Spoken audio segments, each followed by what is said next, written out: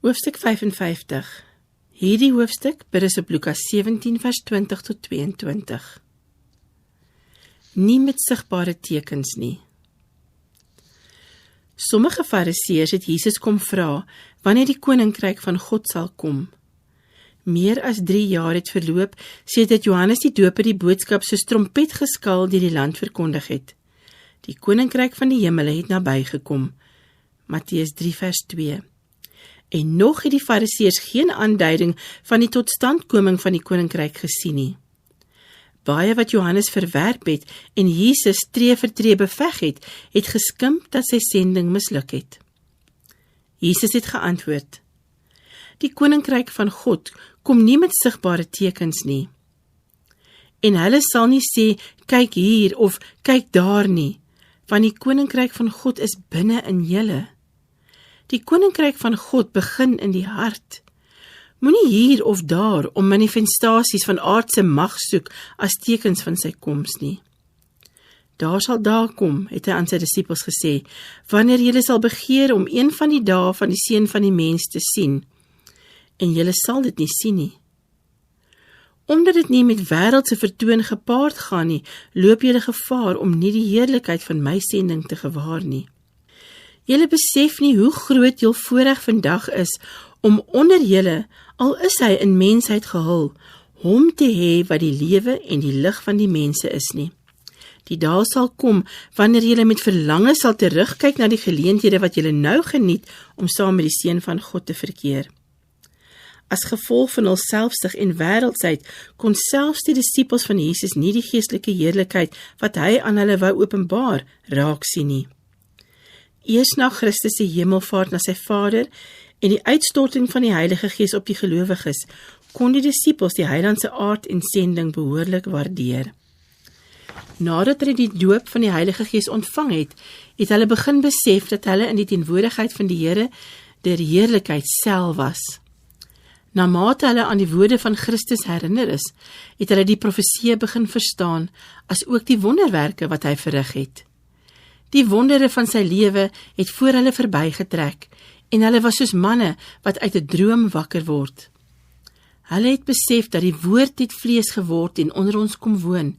Ons het sy heerlikheid aanskou, 'n heerlikheid soos van die eersgeborene wat van die Vader kom, vol van genade en waarheid. Johannes 1 vers 14.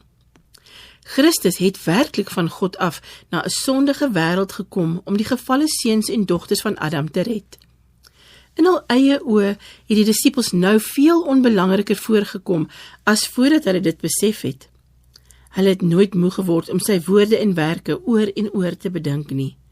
Sy lesse, wat hulle maar vaagweg verstaan het hulle nou as 'n nuwe openbaring getref. Die skrif het vir hulle 'n nuwe boek geword. Naarmate die disippels die profeseë wat van Christus getuig bestudeer het, is hulle in gemeenskap met die Godheid gebring en het hulle van hom geleer wat na die hemel opgevaar het om die werk wat hy op aarde begin het te voltooi. Hulle het besef dat hy oor kennis beskik het wat geen mens sonder goddelike hulp kon begryp nie. Hulle het behoefte gehad aan die hulp van hom, van wie konings, profete en vrome manne geprofeteer het. Verstom het hulle die profetiese beskrywings van sy karakter en werk gelees en herlees. Hoe gebrekkig het hulle die profeseë begryp. Hoe traag was hulle nie om die groot waarhede wat van Christus getuig het in te sien nie. Toe hulle hom in sy vernedering beskou het, waar hy as 'n mens tussen die mense gewandel het hulle nie die verborgenheid van sy vleeswording, die dubbele aard van sy natuur verstaan nie. Hul oë is toegehou, sodat hulle nie die godheid in die mensheid behoorlik kon raak sien nie. Maar nadat hulle deur die Heilige Gees verlig is, het hulle harte gebrand om hom weer te sien en om aan sy voete te gaan sit. Hoe het hulle verlang dat hulle na hom kon kom, sodat hy skrifgedeeltes wat hulle nie kon verstaan nie, aan hulle kon verduidelik. Hoe aandagtig sou hulle nie nou na hom luister nie. Wat het Christus bedoel toe hy gesê het, nog baie dinge het ek om vir julle te sê, maar julle kan dit nie nou dra nie. Johannes 16 vers 12. Hoe gretig was hulle om alles te weet. Hulle was bedroef dat hul geloof so swak was, dat hul idees so foutief was en dat hulle so versuim het om die werklikheid te begryp. 'n Voorloper is deur God gestuur om die koms van Christus aan te kondig en die aandag van die Joodse volk en die wêreld op sy sending te vestig, om hulle voor te berei vir sy ontvangs. Die wonderbare persoon wat Johannes aangekondig het, was meer as 30 jaar lank onder hulle, en hulle het hom nie werklik geken as die een wat deur God gestuur is nie. Berou het die disippels aangegryp, omdat hulle toegelaat het dat die heersende ongeloof hul eie sienswyses beïnvloed en hul begrip benewel.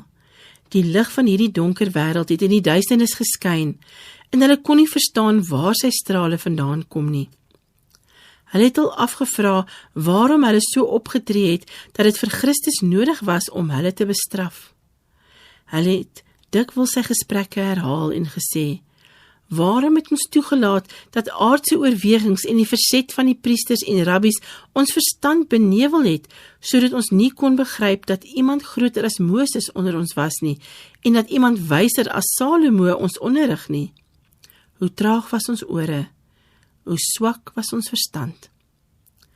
Thomas wou nie glo, voordat hy sy vinger in die wond gesteek het, wat die Romeinse soldate toegedien het nie. Petrus het hom in sy vernedering en verwerping verloon. Hierdie pynlike herinneringe het nou helder voor die gees gestaan. Hulle was by hom, maar hulle het hom nie geken of gewaardeer nie. Maar hoe is hul harte nie nou ontroer, toe hulle hul ongeloof insien nie? Toe die priesters en owerstes teen hulle saamstaan, en hulle voor hul rade bring en in die gevangenis werp, het die volgelinge van Christus hulle verheug, dat hulle waardig geag was om vir sy naam oneer te ly. Handelinge 5 vers 41. Hulle was bly om voor die mense en engele te toon, dat hulle die heerlikheid van Christus ingesien en verkies het om hom te volg, al moes hulle ook alle ander dinge skade ly. Dit is nou nog net so waar soos in die dae van die apostels, dat die mens sonder die verligting van die Heilige Gees nie die heerlikheid van Christus kan sien nie. Die waarheid en werk van God word nie deur 'n wêreldse Christendom gewaardeer nie. Nie op die paaie van gemak, van wêreldse eer of gelykvormigheid aan die wêreld word die meeste se volgelinge gevind nie. Hulle is op die voorpunt, in die paaie van arbeid en vernedering en smaad, aan die voorspits van die stryd teen die owerhede, teen die magte, teen die wêreldheersers van die duisternis van hierdie eeu, teen die bose geeste in die lig. Efesiërs 6 vers 12. En nou, soos in Christus se tyd, word hulle verkeerd opgevat en verwyd en onderdruk deur die priesters en die fariseërs van hulle tyd. Die koninkryk van God kom nie met sigbare tekens nie. Die evangelie van die genade van God met sy gees van selfverloning kan nooit in harmonie met die gees van die wêreld wees nie. Die twee beginsels is strydig met mekaar. Maar die natuurlike mens neem die dinge van die gees van God nie aan nie, want dit is vir hom dwaasheid, en hy kan dit nie verstaan nie, omdat dit geestelik beoordeel word. 1 Korintiërs 2 vers 14. Maar in die godsdienstige wêreld is daar vandag 'n menigte wat glo dat hulle stry vir die koninkryk van Christus as 'n aardse bewind. Hulle wil ons Here die heerser van die koninkryke van die wêreld maak, heerser in sy howe en kampe, sy wetgewende liggame, paleise en markte. Hulle verwag dat hy deur wette sal optree wat die menslike gesag afgedwing is. Aangesien Christus nie nou persoonlik hier is nie, sal hulle self namens hom optree om die wette van sy koninkryk uit te voer. Dit is die soort koninkryk wat die Jode in die dag van Christus verlang het. Hulle sou Jesus ontvang het as hy gewillig was om 'n wêreldse koninkryk op te rig, om wat hulle as die wette van God geag het af te dwing en om hulle die vertolkers van sy wil en die uitvoerders van sy gesag te maak. Maar hy het gesê, my koninkryk is nie van hierdie wêreld nie. Johannes 18 vers 36. Hy sou 'n aardse troon nie aanvaar nie. Die bewind waaronder Jesus geleef het was korrup en onderdrukkend. Oral het wanpraktyke teen hemel geroep, afpersing, onverdraagsaamheid en skreiende wreedheid. Tog het die heiland geen burgerlike hervormings aangedurf nie. Hy het geen staatsmisbruike aangeval en geen landsvyande veroordeel nie. Hy het hom nie bemoei met die gesag of administrasie van bewindvoerders nie. Hy wat ons voorbeeld was, het afsydig gestaan teenoor aardse regerings. Nie omdat hy onverskillig teenoor menslike ellende gestaan het nie, maar omdat die kuur nie in bloot menslike en uiterlike maatreëls geleë het nie. Om doelmatig te wees, met die kuur mense individueel bereik en die hart vernuwe.